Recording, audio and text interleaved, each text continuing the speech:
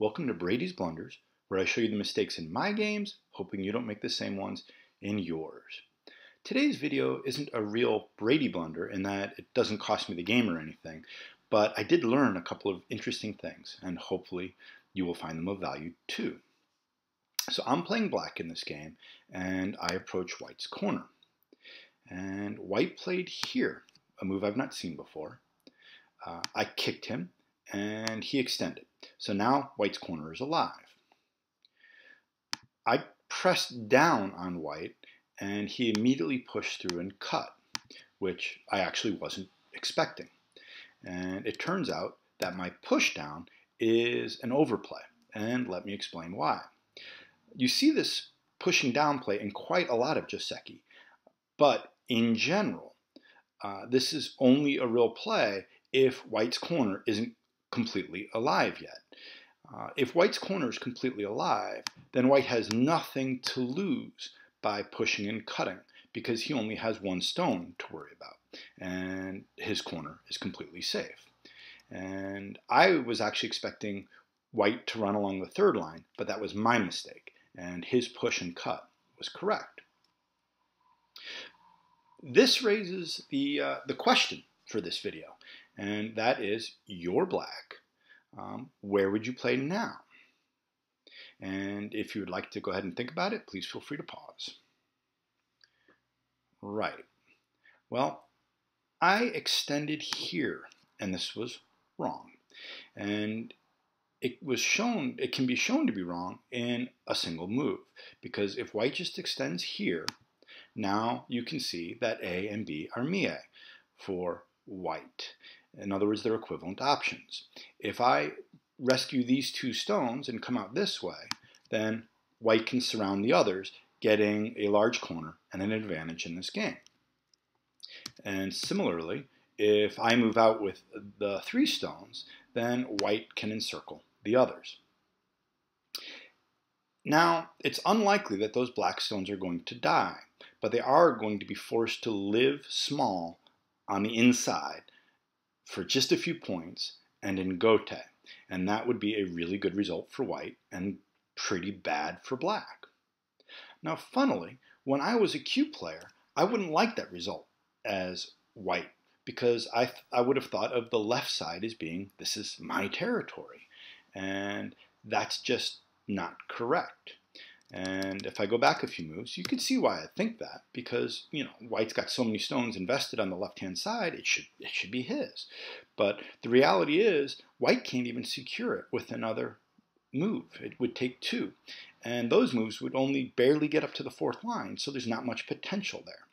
As a matter of fact, I would go so far as to say the left side of the board is the least interesting part of the board.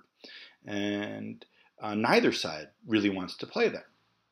As a matter of fact, that's why I pushed down, because I was expecting white to extend along the third line, and I would push him, and he would be developing this uninteresting part of the board, and I would be developing influence facing the rest of the board, which is more interesting. That was my expectation, and that was my hope. Of course, white didn't go along with it. And cut here. All right, so how should I have played? So the extension wasn't correct, but there's a common Tesuji that I've seen before, and theoretically I know, but I don't think I've ever played it in my game. I guess I would call it a blind spot, and that is this one space jump here. And what it does is comes out faster. So my extension came out, but it came out slowly. And it offers white a choice. And if white decides that he wants to fight, he can extend this way. But now I can descend, white would hane, and then I would come out here. In the earlier variation, you remember I told you that white will get one side or the other. But this way, actually black got both. So this is a perfectly good continuation for black. As a matter of fact, this white group looks a little bit floaty right now, doesn't it? And maybe black even has an advantage. So it's unlikely that white will move out. And instead, white will just say, okay, I'll eat the stone. And this is the Tsuji, because black says, yes, please eat the stone, because I'm attarring 2 of yours. And so white eats the stone, and black attempts to cover white and enclose him. Right? Now, as white, my instinct is I want to cut this single stone off and gain a big territory. This is what I really want to play, but it's not realistic because black will atari here, and this is a ko. But it's a really heavy ko for white, because if black picks up this stone, he's got a double panuki that's going to express power throughout the board and would be just too good. So white can't really fight the ko and needs to retreat. Now if black extends here, this stone at A looks kind of silly. So therefore, white shouldn't play it. Instead, white should just go ahead and retreat like this, and black will take the stone, white defends, and then a really interesting thing, the thing about this Tesuji is black can do it again, same Tsuji.